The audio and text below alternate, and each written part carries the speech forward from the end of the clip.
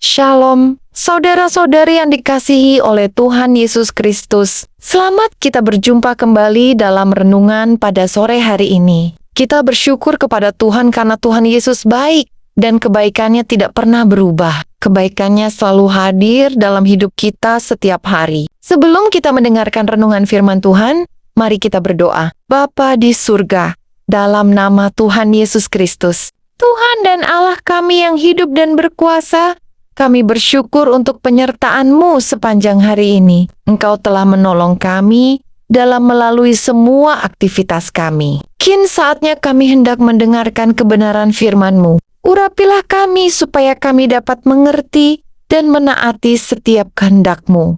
Dalam nama Tuhan Yesus, kami berdoa. Amen. Firman Tuhan sore ini diambil dari Kejadian 50 ayat 21. Jadi janganlah takut, aku akan menanggung makanmu dan makan anak-anakmu juga. Demikianlah ia menghiburkan mereka dan menenangkan hati mereka dengan perkataannya. Saudara-saudara yang terkasih dalam Tuhan, pada sore hari ini, kita merenungkan firman Tuhan dari Kejadian 50 ayat 21. Ayat ini adalah salah satu perkataan Yusuf kepada saudara-saudaranya. Dalam kisah ini, Yusuf menunjukkan kasih, pengampunan, dan ketulusan hati, meskipun ia pernah mengalami pengkhianatan yang sangat pahit. Melalui ayat ini, Tuhan ingin mengingatkan kita bahwa kasih, pengampunan, dan kebersamaan adalah fondasi utama dalam kehidupan keluarga kita. Dalam kitab Kejadian, Tuhan banyak mengajarkan kita tentang bagaimana menjaga keutuhan keluarga. Mari kita gali beberapa pelajaran berharga dari kitab Kejadian untuk membangun keluarga yang kuat dan diberkati Tuhan. 1. Keluarga adalah institusi pertama yang Tuhan ciptakan. Tuhan merancang keluarga sebagai tempat pertama di mana manusia mengalami kasih, kebahagiaan, dan pemeliharaan. Dari awal Tuhan menciptakan Adam dan Hawa sebagai pasangan pertama dengan peran yang saling melengkapi. Hawa adalah penolong bagi Adam, dan Adam ditugaskan untuk menjadi pemimpin yang bertanggung jawab. Namun bagaimana dengan keluarga kita saat ini? Apakah keluarga kita menjadi tempat di mana kasih dan kebahagiaan bersemi? Ataukah keluarga kita justru menjadi medan konflik?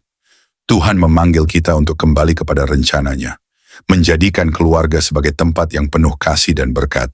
2. Iblis berusaha menghancurkan keluarga. Sejak Taman Eden, iblis tidak pernah berhenti mencoba menghancurkan institusi keluarga. Ia memulai dengan menabur benih dosa. Ketika Adam dan Hawa jatuh dalam dosa, konflik mulai muncul. Adam menyalahkan Hawa dan Hawa menyalahkan ular. Seringkali konflik dalam keluarga kita juga berawal dari sikap saling menyalahkan.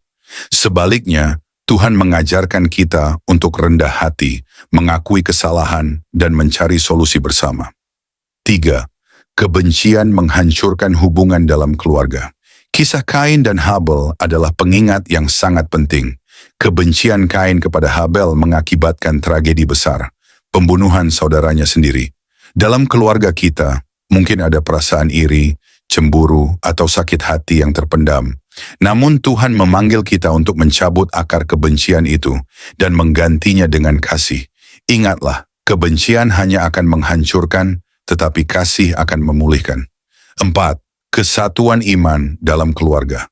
Kisah Nuh dan keluarganya adalah teladan tentang pentingnya kesatuan iman. Karena kesatuan iman mereka, seluruh keluarga Nuh selamat dari air bah. Bagaimana dengan keluarga kita?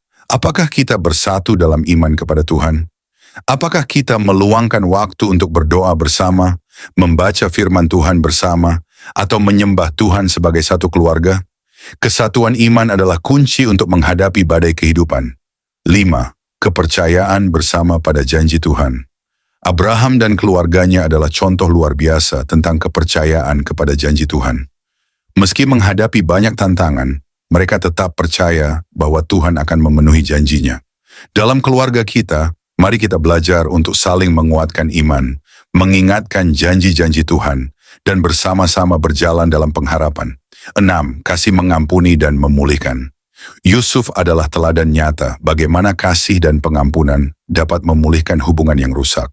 Meskipun saudara-saudaranya menjual dia sebagai budak, Yusuf tetap memilih untuk mengampuni. Tidak hanya itu, ia bahkan menanggung kebutuhan mereka, seperti yang kita baca dalam Kejadian 50 ayat 21.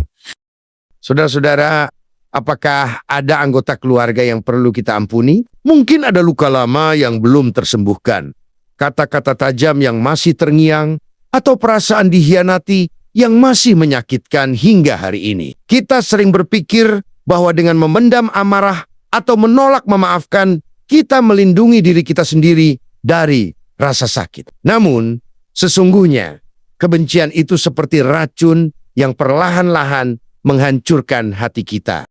Pengampunan bukan berarti kita melupakan rasa sakit atau menyetujui kesalahan orang lain, tetapi pengampunan adalah keputusan untuk melepaskan beban, menyerahkannya kepada Tuhan, dan memilih kasih di atas dendam. Yusuf adalah contoh nyata dari kekuatan pengampunan. Ketika ia dihadapkan pada saudara-saudaranya yang telah menyakitinya, ia tidak memilih untuk menghukum mereka. Sebaliknya, ia berkata, "Janganlah takut, aku akan menanggung makanmu dan makan anak-anakmu juga." Pengampunan Yusuf bukan hanya memulihkan hubungannya dengan saudara-saudaranya, tetapi juga membawa damai sejahtera dalam keluarga mereka. Bagaimana dengan kita? Apakah kita bersedia mengambil langkah serupa? Mungkin ada ayah atau ibu yang pernah mengecewakan kita, saudara yang pernah menyakiti kita, atau bahkan anak yang tidak memenuhi harapan kita. Hari ini, Tuhan memanggil kita untuk melepaskan semua itu. Kasih adalah kunci untuk memulihkan hubungan yang telah retak. Ketika kita mengampuni, kita membuka pintu bagi Tuhan untuk bekerja secara luar biasa dalam hidup dan keluarga kita.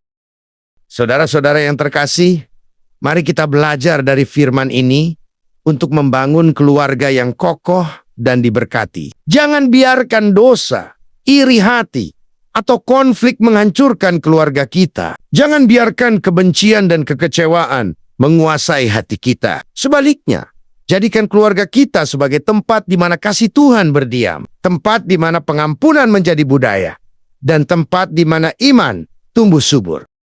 Bayangkan sebuah keluarga di mana setiap anggotanya saling menghormati, saling memaafkan, dan bersama-sama menyembah Tuhan.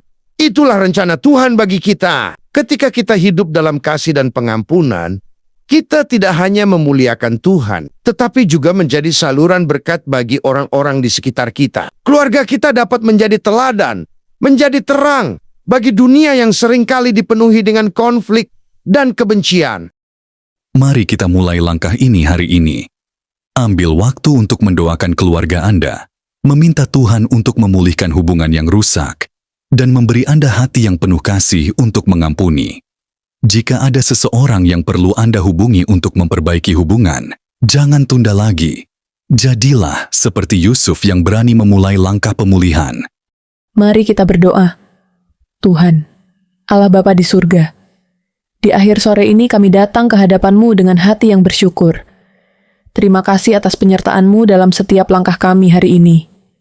Engkau menjaga kami, memberkati kami, dan memberikan kekuatan dalam segala hal yang kami hadapi. Jika ada hal yang kami lakukan hari ini, yang tidak berkenan di hati-Mu, ampunilah kami, ya Tuhan. Sucikan hati kami, dan ajarilah kami untuk hidup semakin sesuai dengan kehendak-Mu. Kami menyerahkan seluruh kelelahan, kekhawatiran, dan pergumulan kami kepadamu. Biarlah Engkau yang memberi kami damai sejahtera dan memulihkan jiwa kami. Saat malam tiba Bapa, penuhilah dengan kehadiran-Mu, dan berikan kami istirahat yang tenang, agar esok hari kami bangun dengan semangat baru untuk melayani Engkau. Lindungi kami sepanjang malam ini. Lindungi keluarga kami, saudara-saudari kami, dan juga yang mendengarkan renungan firman Tuhan sore ini. Jauhkan kami dari segala mara bahaya. Kami percaya pada kasih-Mu yang sempurna, yang selalu menyertai kami. Kami serahkan hidup kami sepenuhnya ke dalam tangan-Mu. Di dalam nama Tuhan Yesus Kristus, kami berdoa dan mengucap syukur. Amin.